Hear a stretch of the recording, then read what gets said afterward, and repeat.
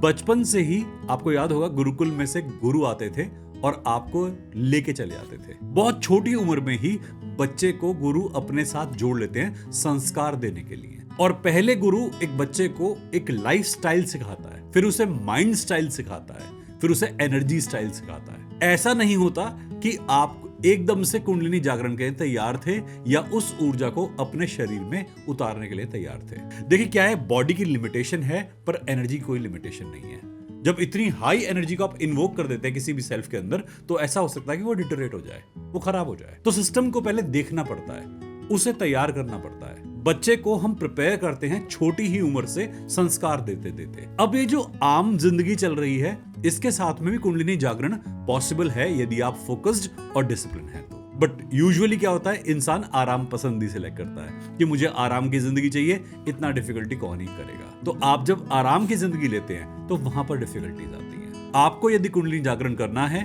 तो अपने को पहले एक डिसिप्लिन के हैबिट में डालना ही पड़ेगा। और हर सिस्टम के अंदर हर गुरु बच्चे को पहले टेस्ट करता है, ये जांचता है कि ये कुंडलिनी उठाने के लायक भी है, ये ऊर्जा के काम करने के लायक भी है नहीं। बट मैम आजकल ये बहुत ही ऐसा टॉपिक है कि लोगों ने अपने अपने बिजनेस को प्रमोट करने के लिए इन बातों को हथियार के तौर पर यूज करना शुरू कर रखा है। यहाँ पर ना तो जांचा जाता है, ना कहीं कुछ बांचा जाता है, ना कुछ बताते हैं, और इंसान को बस भर्ती कर लेते हैं कि आप इस पथ पर निकल जाइए। जो भी कोई आ रहा है उसे इंट्रोड्यूस कर देते हैं इस एनर्जी के साथ में।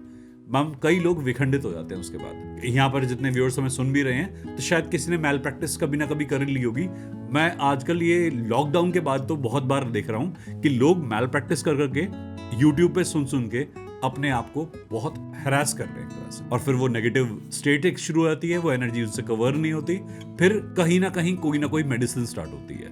तो मैम ये प्रोसेस बहुत अनसेफ हो सकता है अगर ये किसी गुरु के बगैर ना हो।